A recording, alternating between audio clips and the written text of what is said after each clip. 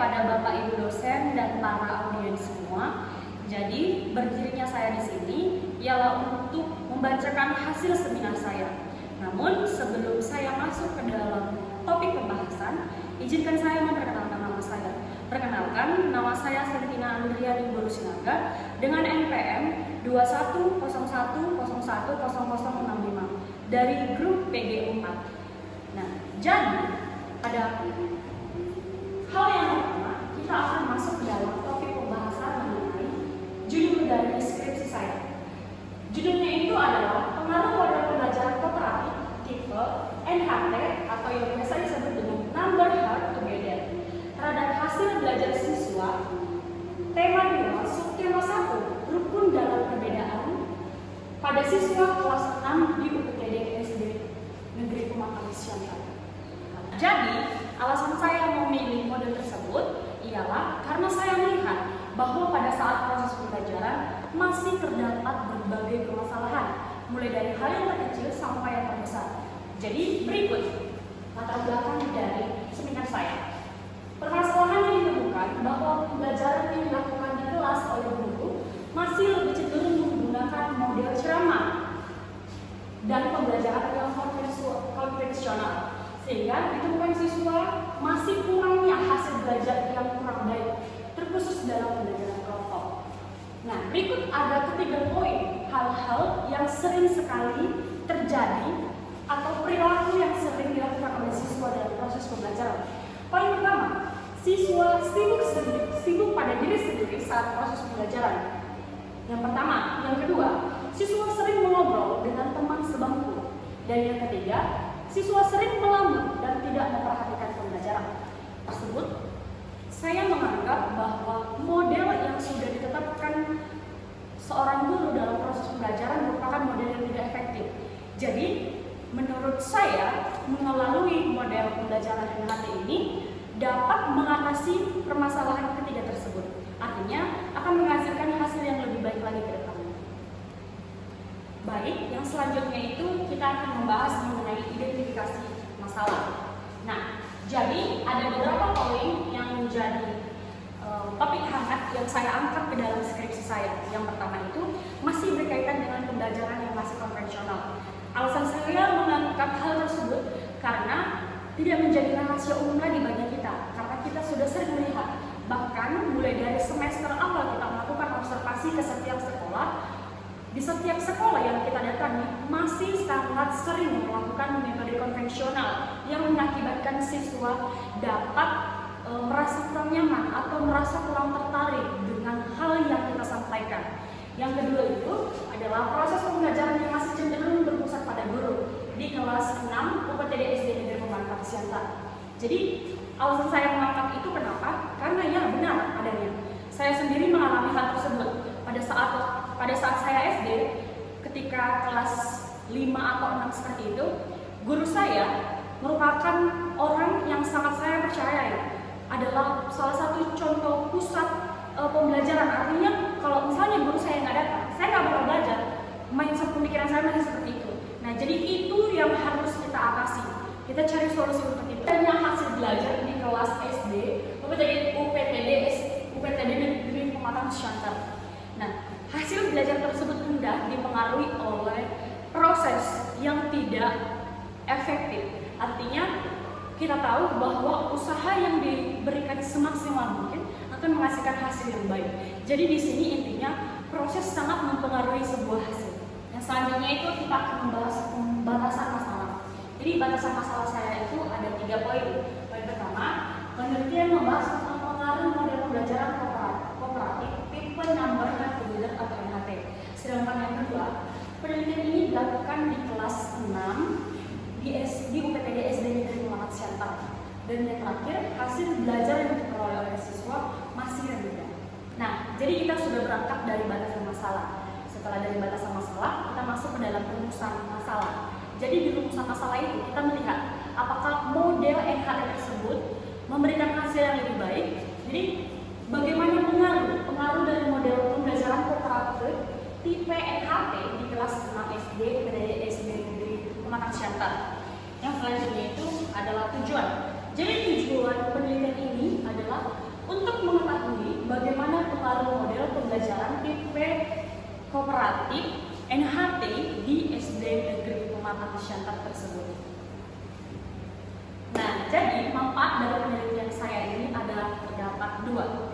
Yang pertama itu secara teoritis, yang kedua itu secara praktis. Dilihat dari segi teoritisnya, bahwa penelitian diharapkan dapat memberikan wawasan, pengetahuan dalam peningkatan mutu pendidikan di lingkungan tempat tinggal dan adanya fasilitas yang berada pada zaman sekarang ini. Karena kan di zaman sekarang ini segala alat teknologi itu sudah sangat canggih.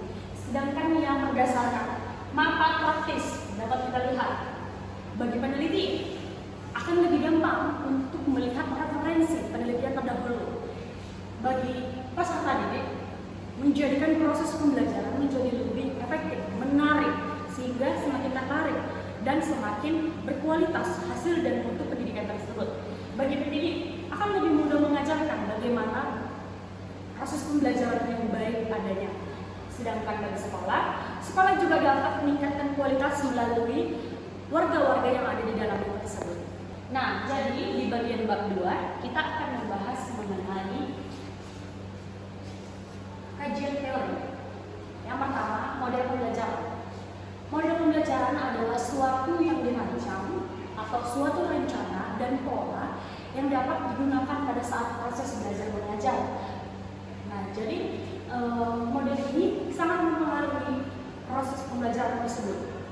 Yang selanjutnya itu, model yang saya pilih tadi kan merupakan model kooperatif tipe number hard together atau NHT. Jadi model pembelajaran kooperatif tipe NHT ini adalah suatu model pembelajaran kelompok dirancang untuk mempengaruhi pola interaksi siswa dan memiliki potensi untuk siswa dapat mengeluarkan ide mereka secara kelompok. Nah, jadi mereka ini masing-masing disatukan dalam satu kelompok. Lalu model NHT ini juga sering disebut sebagai kepala bernomor struktur, di mana penomoran menuntut kesiapan dari peserta didik terhadap materi pembelajaran yang disampaikan guru. Atau jadinya seperti ini. Tidak ada istilah numpang nama dalam kelompok. Hal ini akan menjadikan siswa lebih siap dan mampu bekerja sama dengan timnya, karena mereka akan menjadi suatu tim yang mampu untuk mengatasi permasalahan-permasalahan yang ada, serta melalui hal tersebut juga siswa semakin semangat untuk belajar dan mereka dilatih untuk dapat meningkatkan kepercayaan diri, tanggung jawab dalam menyelesaikan tugas terhadap materi yang telah mereka selesaikan. Nah, jadi yang selanjutnya itu kita akan membahas mengenai bagaimana langkah-langkah dari NHT ini. Langkah pertama, kita dapat melihat fase penomoran. Jadi guru membagi siswa ke dalam kelompok yang beranggotakan 3-5 orang. Dalam setiap kelompok itu diberi angka, atau bisa aja sih nggak mesti nama angka, tapi entah contoh sesuatu yang lain, entah benda atau objek apapun itu. Yang kedua, fase kedua, mengajukan pertanyaan. Jadi guru mengajukan sebuah pertanyaan kepada siswa. Pertanyaan dapat bervariasi, pertanyaan dapat spesifik dalam bentuk kalimat tanya. Contoh, ini contoh. Jadi guru bisa memberikan suatu bahan kayak berapakah kaki gajah seperti itu. Lalu yang selanjutnya, ketiga, berpikir bersama. Jadi siswa menyatukan pendapat terhadap jawaban pertanyaan itu dan meyakinkan tiap anggota dalam timnya untuk melakukan jawaban tim. Nah, tadi kan mereka ini kan individu nih. Tapi setelah diterapkan model NHT, mereka menjadi berkelompok. Artinya dalam suatu komunitas itu terdapat 5 orang gitu kan. Nah, jadi mereka pasti menghasilkan argumen-argumen yang berbeda. Contoh kalau tadi pertanyaannya berapakah kaki gajah? Misalnya saja ada yang tahu secara nyata dan pernah melihat gajah. Sementara yang lainnya nggak pernah, hanya melihat secara gambar atau dari handphone aja atau dari Google gitu kan. Jadi kan nggak terlalu jelas nih. Jadi kan mereka bisa menyatukan persepsi mereka. Nah, jadi kan mereka itu secara bersama-sama dapat menghasilkan suatu kesimpulan yang merupakan jawaban dari tim mereka, dan mereka dapat menyamakan persepsi yang mereka miliki pribadi pas pribadi.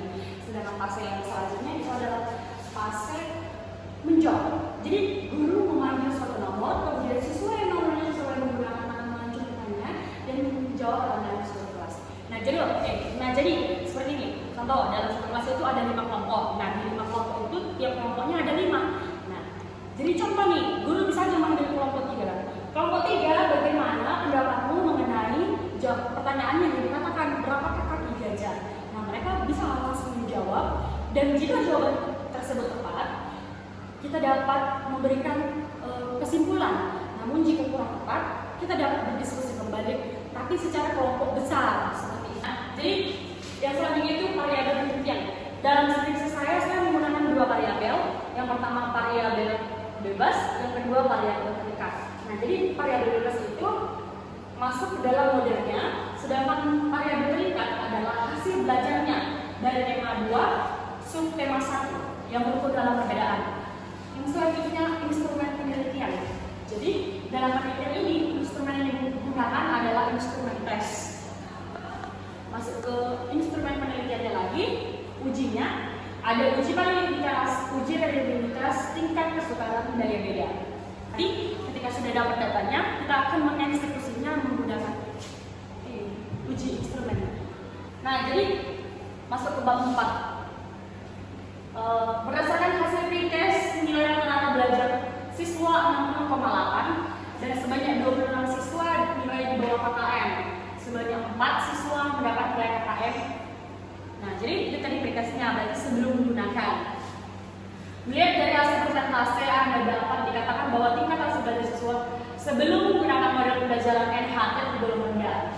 Jadi selanjutnya, setelah menggunakan model atau sudah melakukan tindakan kepada siswa, post test dilakukan, maka hasilnya itu adalah 83,06. Jadi setelah menggunakan model pembelajaran kooperatif NHT ini, setelah melakukan uji homogenitas, kemudian dilakukan uji T untuk menunjukkan nilai T hitung lebih besar dari T tabel 0,00 biasanya merupakan seperti itu, yaitu 10,275 lebih besar dari 2,042 atau signifikan 0,00 lebih kecil dari 0,05. Maka HO ditolak dan HA diterima. Maka dapat disimpulkan bahwa pengaruh model pembelajaran kooperatif IPNHT ini berhasil dilakukan di UPTD SD Negeri Pemanas Siantar. Nah, jadi yang merupakan kesimpulan dari bab 1 sampai bab 5 itu adalah berikut. Jadi berdasarkan hasil pembelajaran, penelitian ini dapat disimpulkan bahwa hasil belajar siswa kelas 6 SD pada pretest dan post test sangat berpengaruh setelah siswa mendapatkan perlakuan model pembelajaran kooperatif tipe NHT. Nah, jadi hal tersebut dapat dilihat berdasarkan nilai yang diperoleh dalam proses pretest dan post test, yaitu 60,8 dan 83,06. Yang hasil pengujian dari pilot sampel TTS menunjukkan hasil T itu lebih besar dari T tabel dengan perolehan 10,275 lebih besar dari 2.042 atau signifikan 0,00 lebih kecil dari 0,05. HO ditolak dan HA diterima. Artinya melalui proses pembelajaran ini, pengaruh model pembelajaran ini berhasil meningkatkan kualitas dalam pembelajaran tersebut. Demikianlah hasil seminar saya pada sore hari ini. Mohon maaf apabila ada